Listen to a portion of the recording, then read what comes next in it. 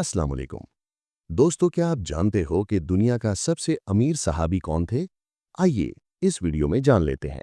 दुनिया के सबसे अमीर सहाबी, एक ऐसे सहाबी जिनकी दौलत आज के ज़माने में भी खरबों डॉलर के बराबर बनती है। उनका कारोबार इतना वसी था कि मुसलमानों की अजीम खिलाफत भी उनसे कर्ज लेती थी। ये सहाबी और कोई नहीं बल्कि हज़रत अब्दुर्रहमान बिन औफ रज़ी अल्लाह अन्हो थे।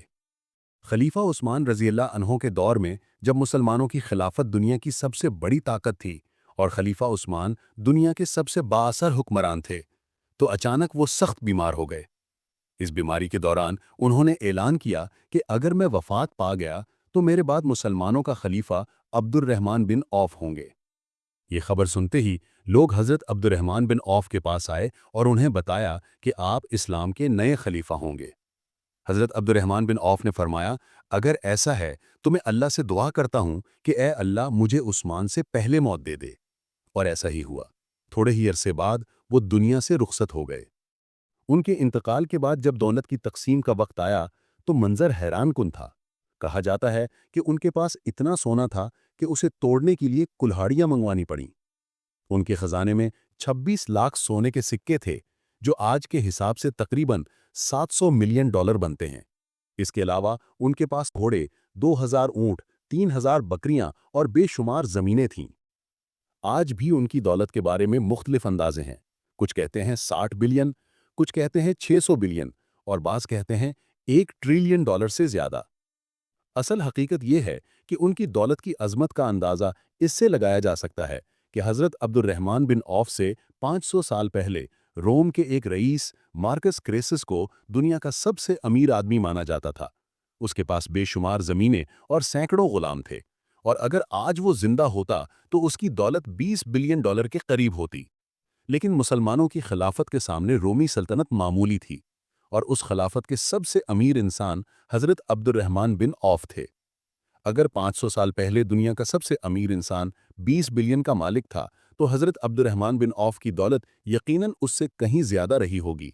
आज दुनिया के अमीर मुसलमानों में सऊदी शहजादा वलीद बिन तलाल 16 बिलियन डॉलर का मालिक है। इस हिसाब से भी अगर हज़रत अब्दुर्रहमान बिन औफ आज के दौर में होते तो दुनिया के सबसे अमीर मुसलमान शुमार होते। उनकी दौलत कहाँ से आई? उनका ताल्लुक कुरैश के बनु ज़ोहरा कबीले से था, वही कबीला जिससे रसूल अल्लाह सल्लल्लाहु अलैहि वसल्लम की वालदा हज़रत आमना का ताल्लुक था। कहा जाता है कि जब रसूल अल्लाह सल्लल्लाहु अलैहि वसल्लम पैदा हुए तो सबसे पहले हज़रत अब्दुर्रहमान बिन औफ की वालदा ने आपको अपनी गोद में उठाया। रसूल अल्लाह सल्लल्लाहु अलैहि वसल्लम की पैदाइश के 10 साल बाद हज़रत अब्दुर्रहमान बिन औफ पैदा हुए। उनके वालिद मक्का के बड़े दौलतमंदों में शुमार होते थे, जिनका चमड़े और खुशबू का कारोबार पूरे अरब में फैला हुआ था। वो कुरैश के साथ सर्दियों में यमन और गर्मियों में शाम तिजारत के लिए जाया करते थे, जिसका जिक्र कुरान की सूरह कुरैश में भी आया है। लेकिन एक सफ़र के दौरान उन पर डाकुओं ने हमला किया और उनके वालिद समेत कई साथी मारे गए।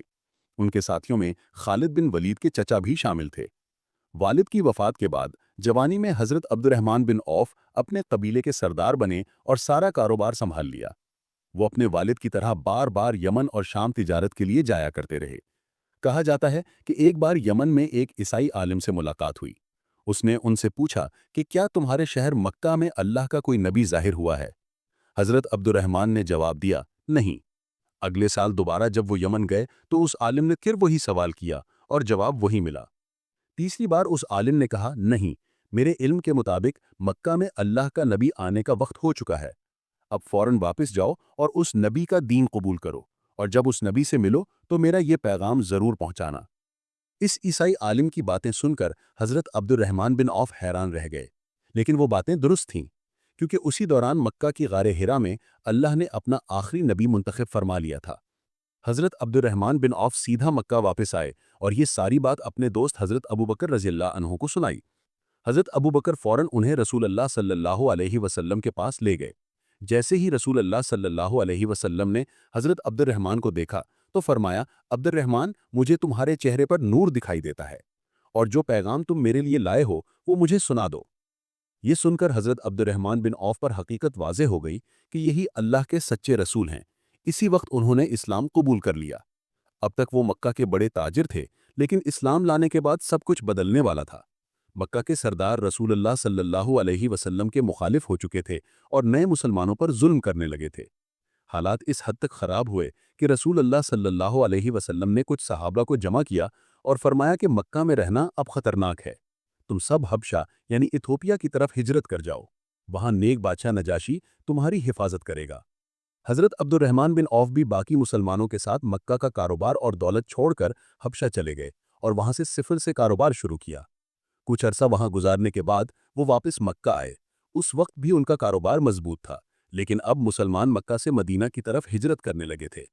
جب ان کے جانے کا وقت آیا تو مکہ کے بڑے سردار ان کے پاس آئے اور کہا کہ اگر تم بھی مکہ چھوڑ گئے تو مکہ کی معیشت تباہ ہو جائے گی، کیونکہ ان کے پاس اتنی دولت تھی کہ ان کے جانے سے پوری مکہ کی اکانومی متاثر ہو سکتی تھی۔ لیکن حضرت عبد الرحمن نے ان کی بات نہ مانی۔ سرداروں نے شرط رکھی کہ اگر جانا ہے تو اپنی ساری دولت اور کاروبار مکہ میں چھوڑ کر جاؤ۔ اب ان کے پاس دو راستے تھے، یا تو مکہ میں رہ کر ایک امیر تاجر کی زندگی گزاریں یا سب کچھ چھوڑ کر رسول اللہ صلی اللہ علیہ وسلم کے ساتھ مدینہ ہجرت کریں۔ حضرت عبد الرحمن نے بغیر جھجک سب کچھ چھوڑ کر خالی ہاتھ مدینہ کی طرف ہجرت کی۔ مدینہ پہنچنے کے بعد رسول اللہ صلی اللہ علیہ وسلم نے ایک بڑی مجلس بلائی۔ آپ صلی اللہ علیہ وسلم نے مہاجرین کو انصار کا بھائی بنایا۔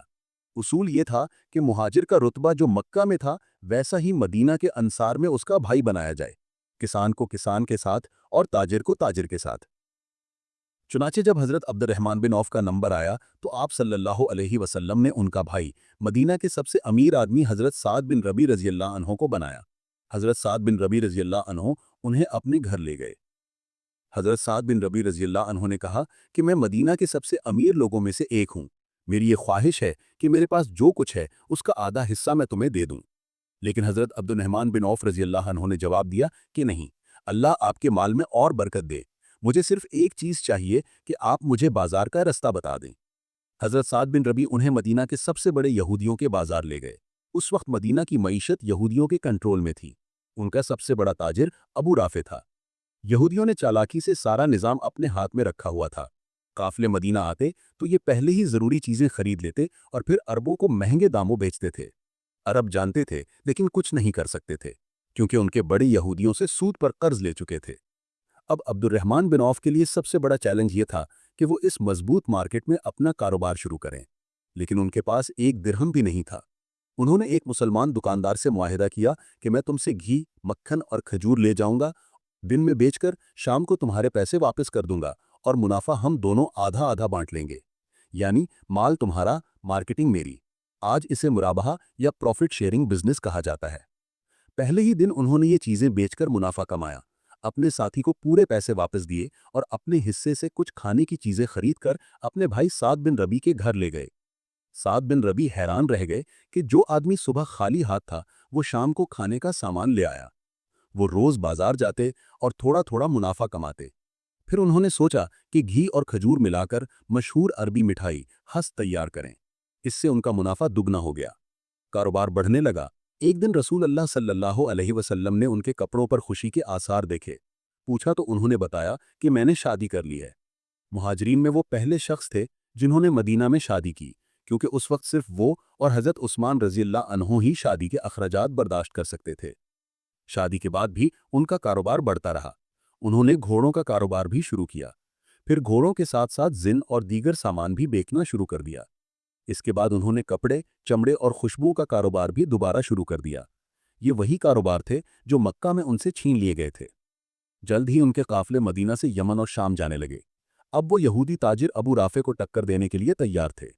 فرق یہ تھا کہ یہودی سستی چیزیں آپس میں اور مہنگی دوسروں کو بیچتے تھے، جھوٹ بولتے تھے، خراب مال مہنگی میں دیتے تھے، لوگ ان پر اعتماد نہیں کرتے تھے۔ عبد الرحمن بن عوف صاف گوئی سے بتا دیتے تھے کہ کس مال میں کیا کمی ہے، لوگ ان پر زیادہ اعتماد کرتے تھے۔ وہ کسی سے قرض نہیں لیتے تھے، ہر کاروبار اپنے پیسے سے شروع کرتے تھے، چاہے چھوٹا ہی کیوں نہ ہو۔ آج اسے بوٹ سٹریپنگ کہا جاتا ہے۔ وہ گاہک کے مسائل وہیں حل کر دیتے تھے جیسے آج بڑی کمپنیاں کرتی ہیں۔ انہی اصولوں سے وہ مدینہ کے سب سے امیر آدمی بن گئے۔ وہ صرف تاجر نہیں تھے بلکہ ہر جنگ میں رسول اللہ صلی اللہ علیہ وسلم کے ساتھ کھڑے ہوتے تھے، اپنی دولت سے فوج کی مدد کرتے تھے۔ غزوہ احد میں آپ صلی اللہ علیہ وسلم کا دفاع کرتے ہوئے ان پر 21 تلواروں کے وار ہوئے۔ وہ اتنے زخمی ہوئے کہ کبھی صحیح طرح چل نہ سکے۔ رسول اللہ صلی اللہ علیہ وسلم ان پر بہت اعتماد کرتے تھے۔ ایک دن آپ صلی اللہ علیہ وسلم نے ان کے سر پر اپنے ہاتھوں سے سیاہ پگڑی باندھی اور ایک لشکر کا امیر بنا کر ایک علاقہ فتح کرنے کے لیے بھیجا۔ انہوں نے وہ علاقہ فتح کیا۔ غزوہ خیبر کے بعد رسول اللہ صلی اللہ علیہ وسلم نے انہیں 2 بڑے باغ عطا کیے۔ لیکن خیبر کے بعد ایک پرانا واقعہ ان کے سامنے آیا۔ ایک دن رسول اللہ صلی اللہ علیہ وسلم نے خالد بن ولید کو ایک قبیلہ فتح کرنے کے لیے بھیجا۔ وہاں پہنچ کر کسی غلط فہمی میں انہوں نے کچھ لوگوں کو قتل کرنے کا حکم دے دیا۔ اس پر کچھ صحابہ ان سے ناراض ہوئے۔ یہ وہی قبیلہ تھا جس نے سالوں پہلے حضرت عبد الرحمن بن عوف کے والد پر حملہ کیا اور انہیں شہید کر دیا۔ جب خالد بن ولید واپس مدینہ آئے تو حضرت عبد الرحمن بن عوف سیدھا ان کی طرف بڑھے اور کہا، مجھے لگتا ہے تم نے اس قبیلے کے لوگوں کو صرف اس لیے مارا ہے تاکہ تم اپنے چچا کے خون کا بدلہ لے سکو۔ اس بات پر دونوں کے درمیان سخت جملوں کا تبادلہ ہوا۔ خالد بن ولید ابھی نئے مسلمان تھے اور ان کی طبیعت میں سختی بھی تھی، اس لیے انہوں نے بھی سخت جواب دیا۔ بات بڑھتے بڑھتے اتنی آگے نکل گئی کہ رسول اللہ صلی اللہ علیہ وسلم خود ان دونوں کے پاس تشریف لائے۔ آپ صلی اللہ علیہ وسلم نے خالد بن ولید کو مخاطب کر کے فرمایا، میرے صحابہ کو برا نہ کہو، اگر تم احد پہاڑ کے برابر سونا بھی اللہ کی راہ میں خرچ کرو تو بھی تم میرے صحابہ کے برابر نہیں ہو سکتے۔ اس طرح رسول اللہ صلی اللہ علیہ وسلم نے سب کے سامنے یہ واضح کر دیا کہ عبد الرحمن بن عوف اور وہ تمام صحابہ جنہوں نے ابتدائی دور میں اسلام قبول کیا اور ہر مصیبت میں ساتھ دیا، ان کا مقام بہت بلند ہے۔ حضرت عبد الرحمن بن عوف رضی اللہ عنہ کا یہ واقعہ اس بات کی گواہی ہے کہ ایمان، قربانی اور محنت سے انسان کہاں سے کہاں پہنچ سکتا ہے۔ انہوں نے سب کچھ چھوڑ کر ہجرت کی، خالی ہاتھ مدینہ پہنچے، بازار سے کاروبار شروع کیا، اپنی سچائی اور دیانت سے یہودی تاجروں کو پیچھے چھوڑ دیا اور اپنی دولت کو ہمیشہ اسلام اور مسلمانوں کی خدمت کے لیے استعمال کیا۔ رسول اللہ صلی اللہ علیہ وسلم نے انہیں دنیا میں ہی جنت کی بشارت دی۔ آپ کے بعد انہوں نے ازواج مطہرات کا خیال رکھا، خلفاء کے بڑے مشیر رہے اور امت کے بڑے فیصلوں میں اہم کردار ادا کیا۔